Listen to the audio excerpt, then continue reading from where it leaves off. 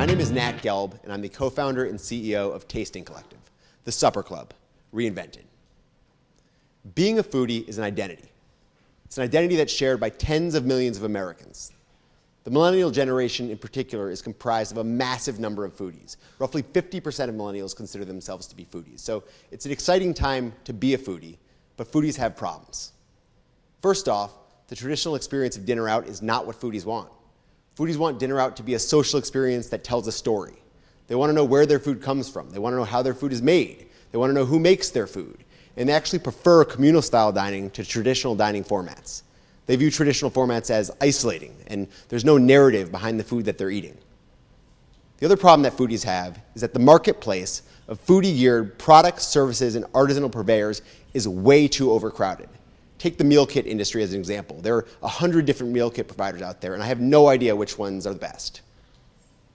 Tasting Collective is a membership community for people who are passionate about all things food, focused on solving these problems. First off, we create an entirely new way to experience top restaurants that's aligned with what foodies want. We take over private dining spaces within these restaurants, spaces that are typically reserved for large birthday parties or corporate gatherings, and they go empty 5-6 nights out of the week. We take them over and create epic communal family-style feasts where chefs get to tell their story through food, serve up their favorite dishes, 6, 7, 8 family-style dishes, come out, introduce the dishes, talk about how they're made, tell the story behind them, and the diners come together around shared tables and get to enjoy a ton of amazing food and meet awesome new people. So the best way to really give you a feel for what our feasts are like is to show you some of them. These are the videos from some of our recent feasts.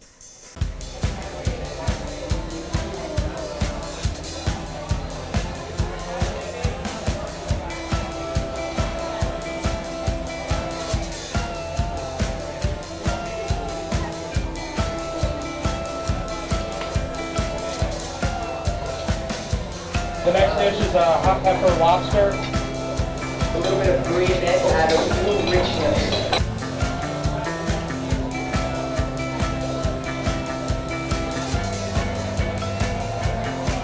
So the first thing that happens is members come in, and when they come in, they have a couple drinks, and then the table gets set.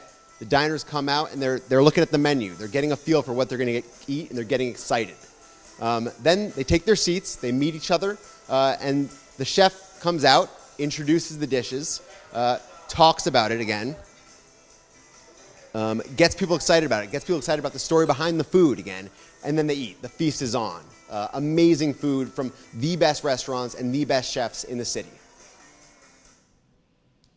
So that's what our feasts are like. The other problem that we're solving is that we're curating for our members the very best foodie-geared products, services, and purveyors, and negotiating privileges for our members from those brands. So we've already started doing this. We have partnerships in place with Kitchit, who's giving our members a complimentary $100 credit, Munchery, who's giving our members a complimentary $30 credit, and Craft Coffee, who's giving our members free coffee. We plan on adding many more privileges from foodie brands. So how does the platform work? So basically what happens is members log into the platform. And when they log in, the first thing that they do is they see our upcoming feasts. Again, these are curated feasts that we have at top restaurants. They find one they like. Miss Lily's, a really hot Jamaican restaurant in New York. Learn about the restaurant, see the accolades of the restaurant, and then see the menu. Again, this is a menu that the chef has put together just for this group of his or her favorite dishes served family style. They want to go. They reserve seats. And when they reserve seats, they're paying the full cost of the meal up front, plus the tax and the gratuity, so that they can just show up, enjoy the experience, have a blast, not worry about paying at the end, leave. So how do we make money? So our business model is a dual model. We're combining a transaction fee model, a la Airbnb and StubHub, and a subscription model, a la ClassPass for yoga fanatics or Founders Card for entrepreneurs. So anybody can sign up at tastingcollective.com as a guest. And when you sign up as a guest, you can reserve seats at our feasts if there are seats available and pay us a service fee. Or you can become a member. And as a member, you get waived service fees, priority access to being able to reserve seats before the other people can, and you get all those privileges that I talked about and that we're going to grow out as well. So the market that we're going to go after, who are our target members initially? We're going to focus on New York, stay very targeted on New York, and the millennial generation there in New York is going to be our target market initially. So 2 million millennials in New York. We're going to be focusing on the foodies, which are half the millennials, so 1 million.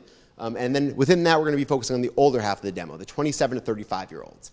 So 500,000 target members in New York, and then we plan on expanding very quickly into other major markets around the US. How are we going to reach these people? So social viral growth is going to be the key component of our marketing model. Dining in itself is an extremely social activity. Anytime you go to our feast, you're bringing people who then we can upsell on becoming members and joining the community. Additionally, going to our feast, when you go to our feast, these are the types of experiences that you naturally want to share via social media. It makes you look good. There's social currency there. These are awesome experiences. You'll think that your friends will want to know about them. So you're going to be inclined to share these things via social media, and we're going to capitalize on that. We're also going to build out a referral program. So the other aspect of our marketing strategy is we're going to partner with aligned brands who are reaching our target demo and offer their members access to our feasts, preferred access to our feasts. And then lastly, we're going to piggyback onto our restaurant partners and their brands and their PR teams. They want to promote our feasts. We're going to allow them to, and we're going to get our brand in there when they do. So who is our competition? We don't have any direct competition. The closest competitor that we do have is a company called Dinner Lab.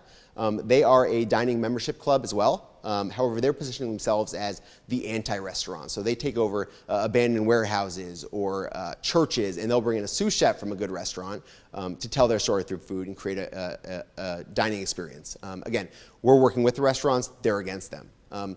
The other kind of secondary competitors out there are the event curation services, so Soch, Y-Plan, and these are services that they're not creating anything new, any new events, they're just promoting existing events that some restaurants already offer.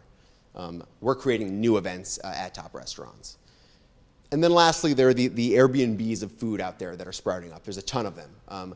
Basically, anybody can essentially create a supper club dinner in your home and sell tickets through their platform, but there's no cachet, and there's really very little quality control there. So why are we the people to make this happen, to make this succeed? So my co-founder is Xin Shao. He is a physics PhD candidate and stock trader turned programming wizard. He's been programming for 5+ years, and he's just unbelievable. And me, my background is I was the first employee at Founders Card, headed up development there, took it from pre-revenue to when I left, we had 11,000 paying members and $4 million in revenue.